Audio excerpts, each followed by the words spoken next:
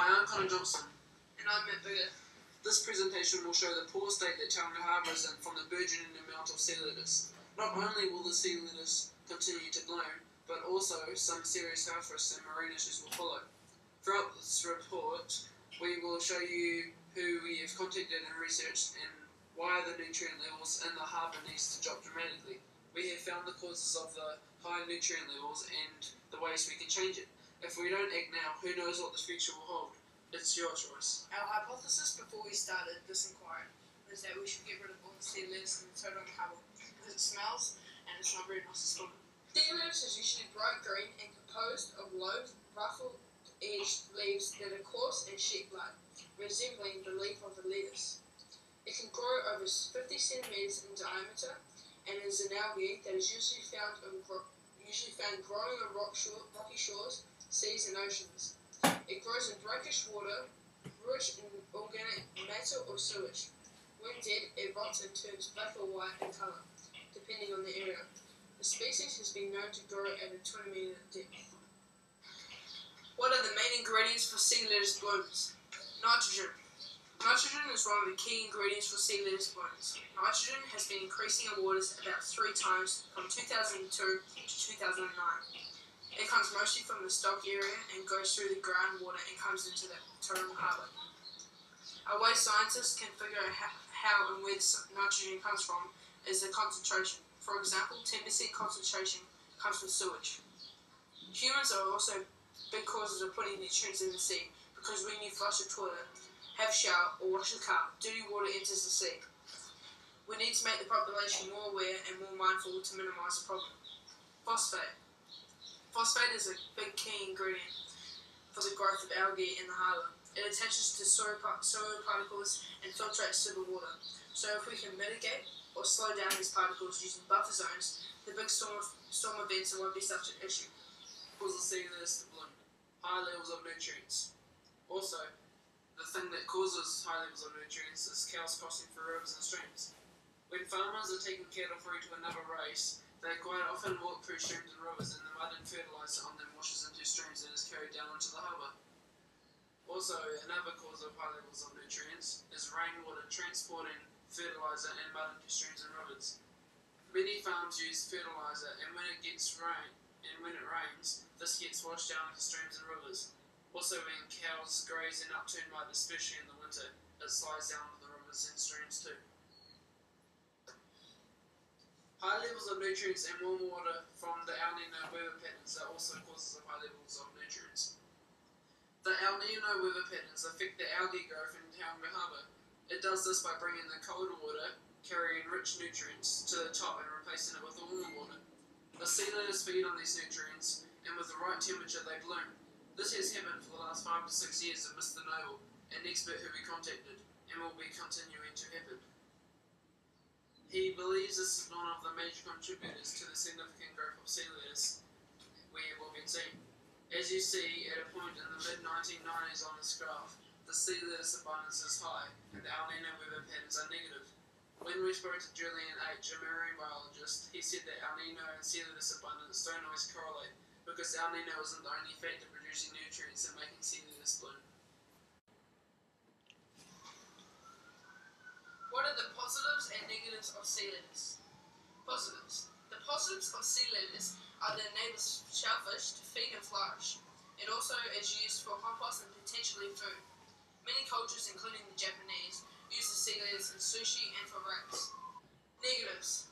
The negatives we have found overwhelm the positives. This includes entanglement of fishing lines. We contacted Ken Smith, a keen fisherman that lives in Wanganui, who experiences blanket which acts very similar to sea lettuce. He reported numerous Kentuckys lost due to this.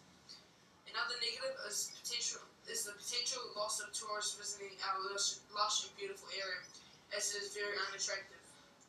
It is very unpleasant to swim in and has a strong stench with which we all have experiences. Mr. Noble told of smaller boats being tangled in the sea lettuce and requiring help of the Coast Guard.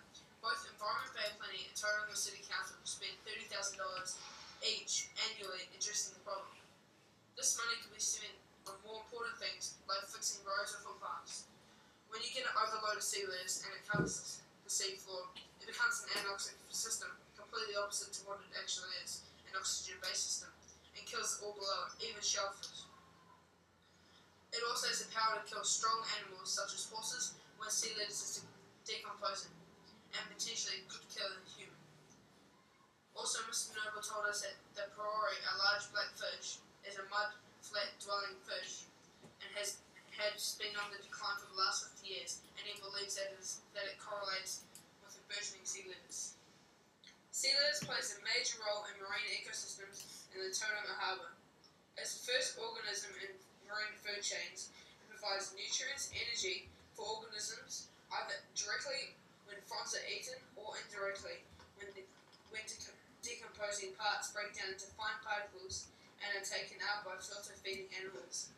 Beds of sea lettuce provide shelter and habitat for many coastal animals. An overload of abundance of sea lettuce could collapse the food chain because the shellfish that normally feed on sea lettuce get trapped under a heavy blanket of sea lettuce, depriving of all oxygen and making their space anoxic.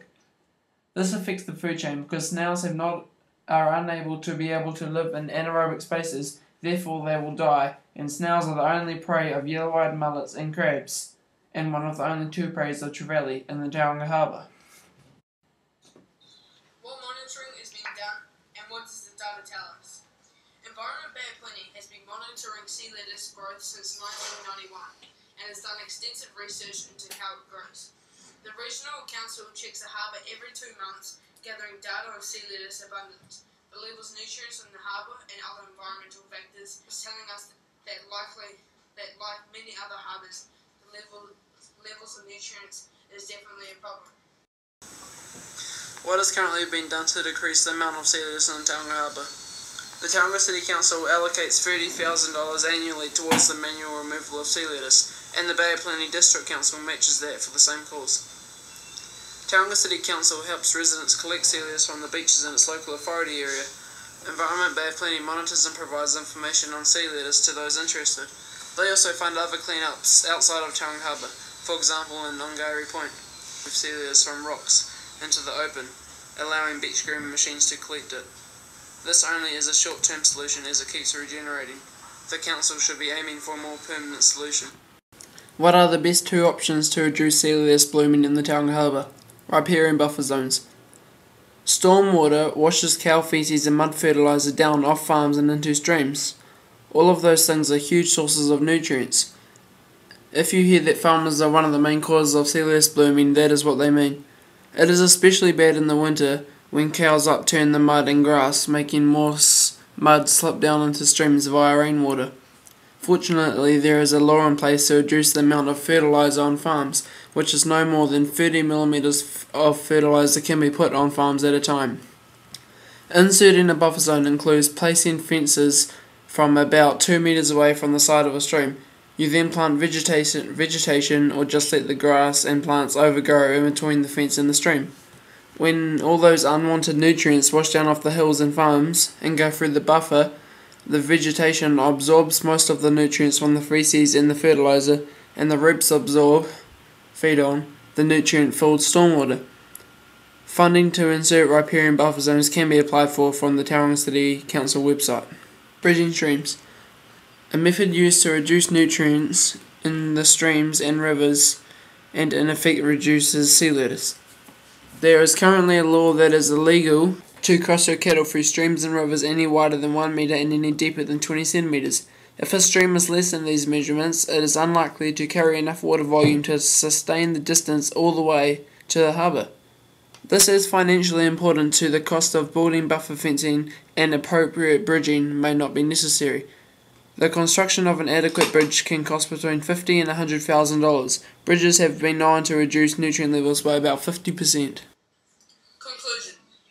Throughout this inquiry, we studied what sea lettuce is and what promotes its growth.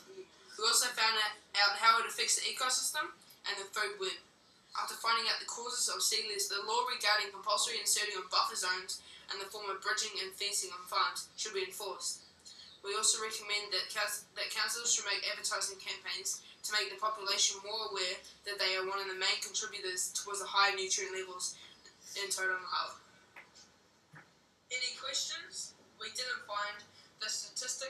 nutrient levels, or how strict the law is about buffer zones.